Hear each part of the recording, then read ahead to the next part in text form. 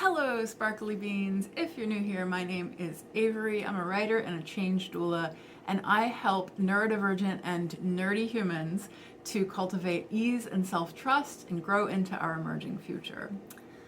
This is a video in a series that has been a long sort of on hold on this channel. You can check out the link above to the playlist if you want to see previous videos in the Unproductive series.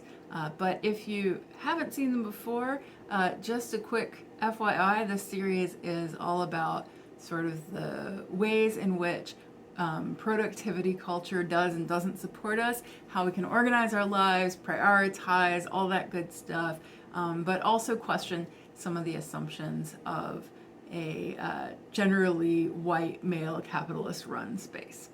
So this video, I wanted to talk about laziness. And if you got here, if you clicked on this title, then I'm guessing that you're probably someone who is concerned about being, whether you might be lazy, whether you're just unmotivated, whether you feel like you don't get as much done as other people. Maybe you have ADHD or another neurodivergency. Maybe you have, struggles with anything from mental health to just life being hard and it being tough to get stuff done and feeling possibly maybe like you're letting people down, like you're not living up to what other people are doing, etc. So I want to start by saying, like, I'm with you. I understand that feeling. I've been there. And I still sometimes struggle with that feeling. I think, when I was a kid especially, like, I remember that being the one thing that was always the challenge for me, with people saying, whether it was my, mom or my teachers or who have you, why can't you just do it? Why can't you just motivate yourself? Can't you just get it done? And I honestly embraced that term for a while. So the funny thing is, I've had this idea for a video on my list for so long that the video idea initially, I had jotted down, my belief in myself as lazy and kind of like, is that right? Is that wrong? Like, let's interrogate that. And since writing the idea down, a lot of things have changed for me. And so I wanted to share some thoughts with you on how you might reframe and think about the idea of being lazy, or how you might think about motivation differently. So I'm going to go ahead and spoiler alert, give away the video. I do not at this point believe that laziness is a thing. I don't think it's real. I don't think it's a real thing. And that's not to say that our motivation doesn't vary. So we'll talk about that a little bit in this video. But I think that the word lazy is typically used as a judgment. So, when people would tell me when I was younger, why don't you, maybe my mom would say, can you just clean your room? Why are you just lying around, right? Why are you being lazy? Or if a teacher would say, oh, Avery is intelligent and can complete tasks, but struggles with laziness and not doing things. Like, what are they really talking about there? What's at the core of that? Why do we call someone lazy? Well, generally, I think it tends to point to either not doing things, not being motivated to do things. It's typically a kind of comparison. It's this idea that there's an amount of things that you should do or effort you should put in. And I think there's an underlying feeling to the word lazy that is kind of a moral judgment, right? There can be a kind of, and I think this happens with parents, I think this happens with teachers, right? There can be a kind of feeling of, this isn't fair, like an unfairness, when we see someone not putting in some amount of effort that we think they should be putting in, that we're putting in ourselves, and we can kind of feel like, well, why do you just get to lie around, right? Why do you not do things? I can do those things. I do those things. Why don't you do those things? That's, I think, kind of the root of how we would tend to think about laziness consciously. I know that when I kind of embraced the term for a while and tried to use it almost as a reclaimed thing, and to say, like, yeah, I'm just a lazy person. I'm gonna be okay with that, right? Like I'm allowed. I would basically be like, you know what? No, I don't put in effort. I don't. In fact, I'd even talk about that sometimes with my decision to be child free. It was like, oh, I'm too lazy to be a parent. You know, I see the hard work required, and I don't want to. So I kind of thought of it as a resistance to hard work and a resistance to expectations of capitalism, of working really hard, putting in. There's this idea of like that a good person or a virtuous person puts in all the work, puts in a lot of effort, that it's tough, and that part of that unfairness feeling I think comes from, especially with kids, right, can come from like, well, this isn't fair. Like I'm doing all this, now you're coming up. Why aren't you doing what I had to do? Like we all have to go through the same hardship. There's this idea of community, I think, through hardship and effort, and that an expectation that we all put in the same work. And if somebody is being quote unquote lazy, then they're not putting in the work. And I think it's useful to ask ourselves, do we actually vibe with that? Does that feel good to us? When I would reclaim it, I think the idea I had in my head anyway was that I was lazy and I was okay with that. But I think what I really meant when I tried to reclaim and say that I was lazy was more, I wanted to make space for a way of life where I was not putting in a lot of struggle. I wanted to make space for ease, make space for joy, make space for not meeting arbitrary standards of how clean the house should be, or what you should do.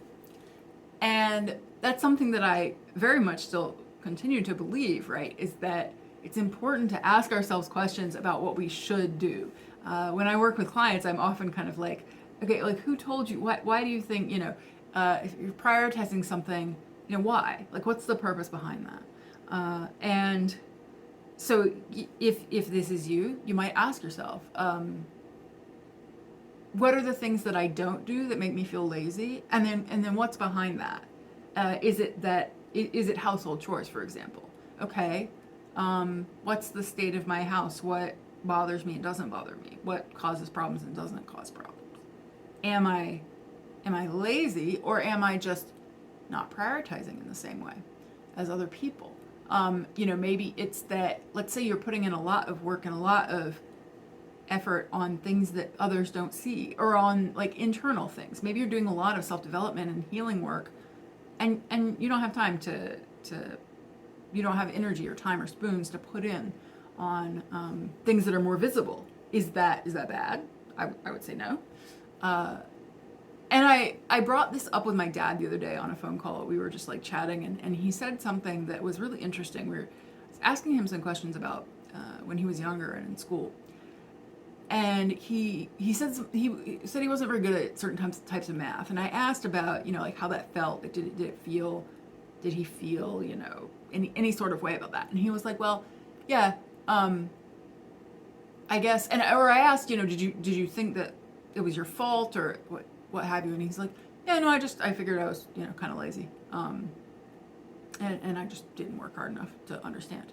And I thought that was really interesting because he did his homework. He tried to understand, and he just couldn't get it, and felt like that was because he was lazy, that other students in the class must be working harder. And if you're listening to the story, you might think, well, probably there was some reason he didn't get math, right? But probably a difference in how his brain worked and what kind of logics made sense to him, and that's what I would say. But there is this assumption that we all work to a similar standard and a similar effort, and there's an assumption underlying the idea of laziness that everyone requires the same amount of effort, and that effort feels the same to everyone, and that effort has the same impact on everyone regardless of what it is. And I would question and challenge that assumption. So I told my dad, hey, did you know there's kind of this thing going around that laziness isn't real? And he was like, wait, what? It's like, yeah, because certainly making a choice not to do something is real. And there might be times where you need to make hard choices, you need to do hard things.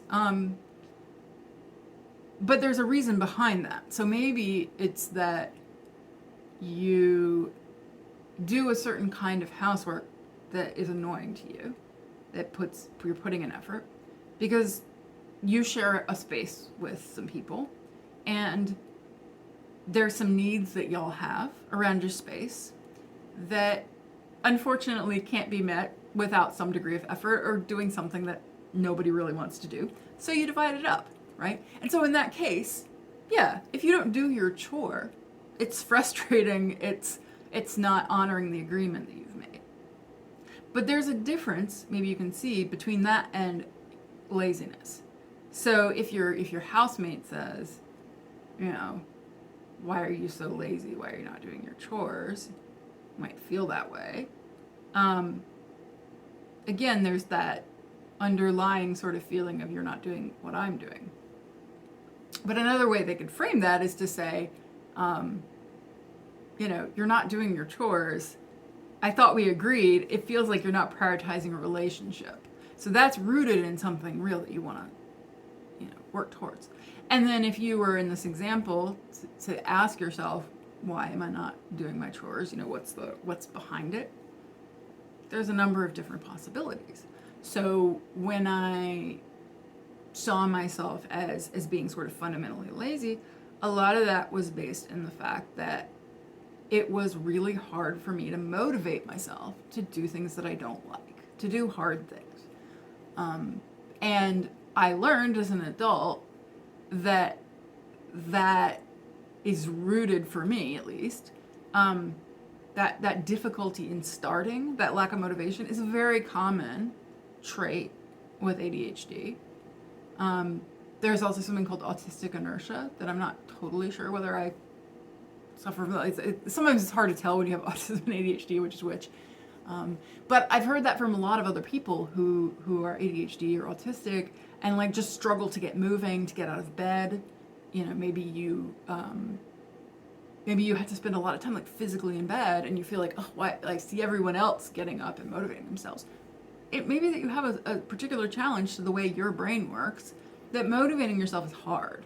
And for a lot of us, motivating ourselves is extra hard. If it's something that we don't want to do, we have no passion, we have no interest in, and we live in a culture that expects everybody to put in a certain amount of shitty work, right? If we lived in a culture where, conversely, everyone was expected to really invest in their passions and to serve the community from that place, and we didn't give differential wages valuing certain kinds of work so that some people had to work really hard at stuff they don't want to do.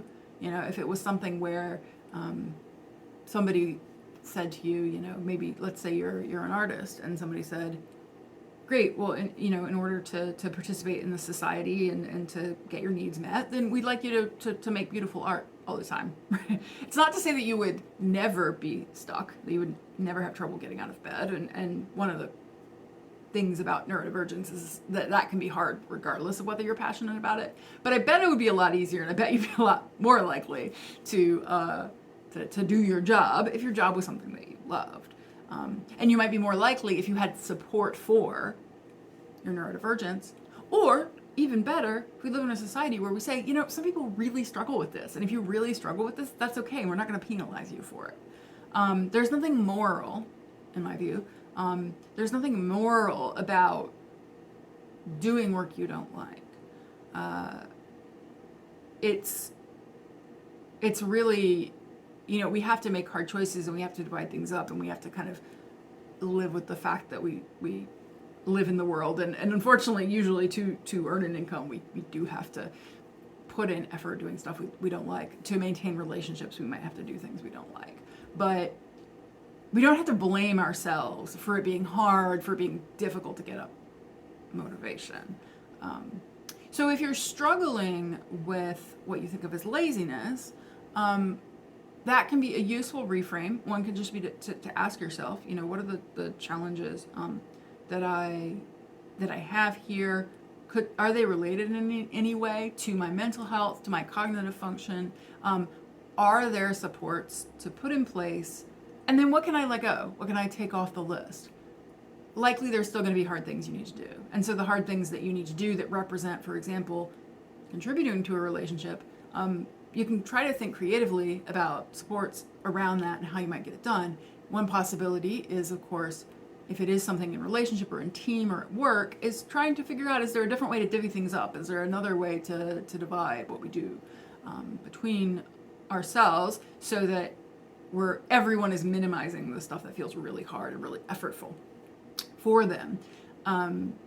Is that possible? Is there anywhere where I'm thinking like I should do X or people do X and not asking questions about what might adjust? Another thing you can do if you're struggling with this is to just consider setting yourself a gentler bar. What is the goal that you're trying to meet? What feels lazy about it? Is it that you don't get things done, or is it that you tend to need a lot of incubation time and switch up maybe what you're doing? So maybe your sort of work style is that you try lots of different experiments and a lot of them just don't work out. And if you're judging yourself only by what you complete and by results, you might feel like, God, I got nothing done. But in reality, that was actually part of the work for you, was trying different things. If you need a lot of time to integrate, incubate, process, there's a lot of neuroscience research on this, that our brains actually need time where we're not actively working. And so you might be telling yourself that productivity or not being lazy equals a certain amount of effort per day. Where does that come from? Where is that expectation of how much effort? And are you comparing apples to oranges? Are you looking at someone else and saying, well, they get all this done?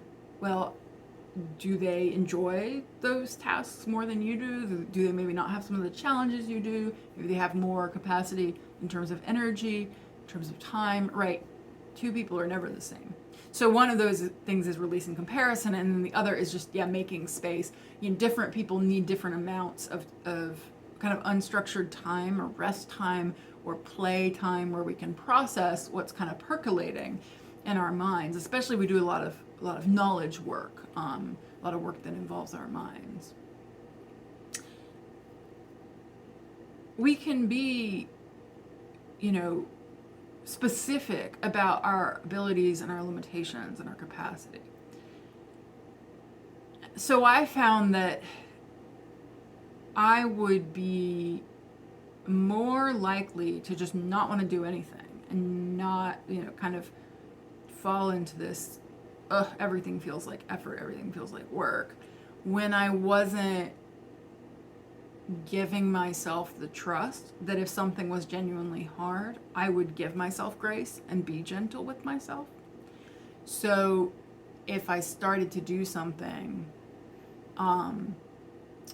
if I start to do something and I'm struggling to get started, I'm struggling with motivation, then I will actually ask myself, what's here? Like I'm in this practice of actually asking myself, being in conversation with myself, of like, why am I finding this hard?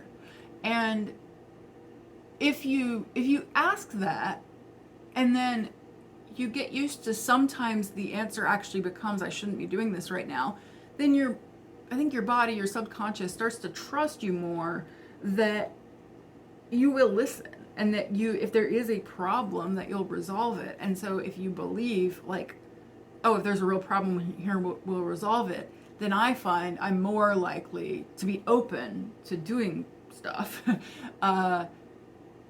if I know that I'm going to be gentle with myself about it. So an example of this might be, I sit down to my to-do list, and maybe a great example actually from the last few weeks is that I have some emails to write, and I've noticed that I'm just ignoring emails and not really doing that part of my work.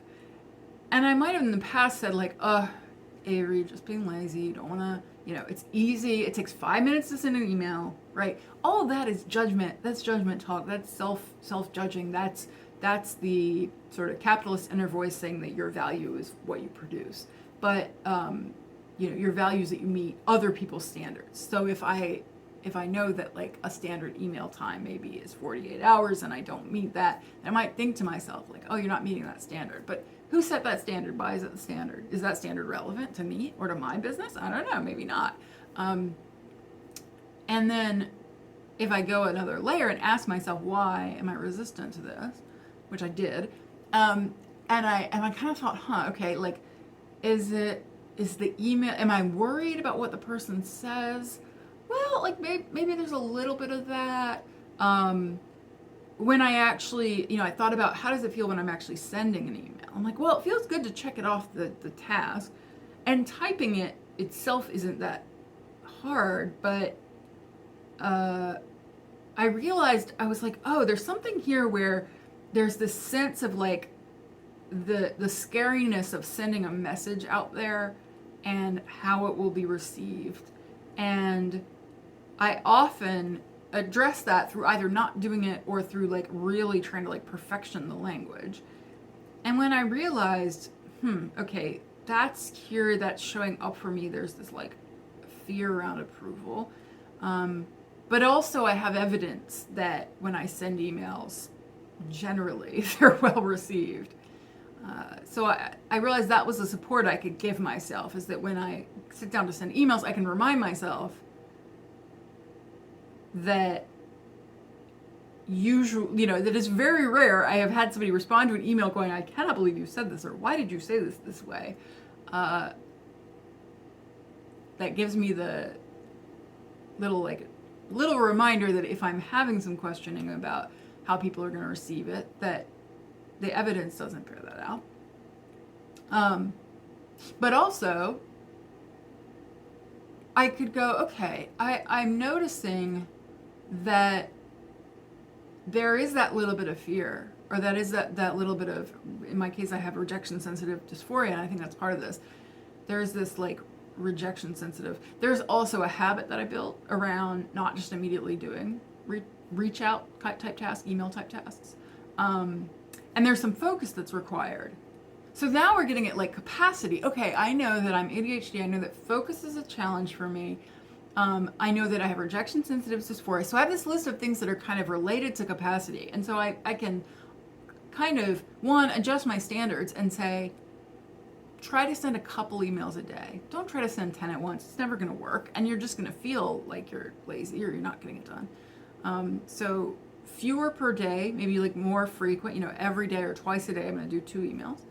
I'm going to try to question that habit by, when there's a quick response I could do, I'm just going to try to do it. I'm going to try to just remind myself of that. And because I know that focus is a challenge, I'm going to do emails in times of the day when I have higher focus. I'm going to give myself some recovery in between the high focus tasks. And this is a great tip for anyone with ADHD, is especially if you're in kind of a flow state and you're really into something, is you want to stop. Roughly, like Pomodoro method is one thing you can look up that works well for this, where you do kind of sprints of work and then you take a break. But definitely, if you're going any more than if you're going to an hour and a half, you always want to give yourself like a good 20-minute recovery in between those times, so that your focus has a chance to kind of reset. And so doing emails after I've just been focusing for an hour and a half is not a good idea for me. So that's just one example of how you can kind of think through what's underneath, if there is a specific thing that you want to motivate yourself to do, and that there's actually a reason for. In this case, yes, of course, I want to respond to emails. I actually want to communicate with people, and often these emails are about things I'm excited about. There's some barrier there with the email itself. If it were something like, I'm feeling lazy because I haven't cleaned my windows, then I'd probably just go, why do I care? I do not care. I never notice that my windows are dirty. Is that just an arbitrary standard? Somebody thinks I should clean windows? Well, that's nice for them. They can clean their windows, right? So you can ask yourself, do I really actually care about this thing? Do I care about this goal? And just mindset-wise, to remind yourself that we are all different. And if you are legitimately tired, and I want to say even legitimately is kind of, let's not qualify it. If you're tired, if you don't have the capacity, if you struggle with motivation in general, then there's nothing wrong with you. There's no virtue judgment. You're not a lazy person who's bad and unmotivated. You're somebody who's probably struggling with something, and you can look for supports around that. I will mention that one of those supports is yours truly. So if you are interested in working with someone one-on-one to work through some challenges, if you find this kind of support in looking and going deeper and digging in and looking into what's underneath, I have a really exciting thing coming out that I'm not going to tell you what it is yet, but it's related to this Unproductive series and this general theme. So you should subscribe to this YouTube channel if you haven't already, but you should also sign up for my newsletter below, because those are going to be the first people who hear about this. It's going to be a new offer at a very special launch price, as accessible as I can make it, and it's going to have a lot of very practical exercises, tips, but also these kinds of mindset, coaching you through it. So that offer is going to be announced soon. If you're seeing this later, it might already be. So you can check out, again, below, there's a link to my website. You can sign up for the newsletter. If the thing is live, you'll see it'll be right there on the front page. And you can also work with me one-on-one. And there is a link as well on the website to where you can do a free exploration session, a consult with me, with no strings attached. So if you have a couple questions about this, if you just want to like run your situation by me, feel free. Like, I'm not gonna expect anything out of you, but I'll let you know about ways to work with me further. And so if you are interested in that, like, that is an option as well. Okay, so I'm so excited to be back to the Unproductive series. We'll have more in this coming up. So again, don't forget to subscribe. Newsletters where you can find out about everything I do all over the internet, not just here on YouTube.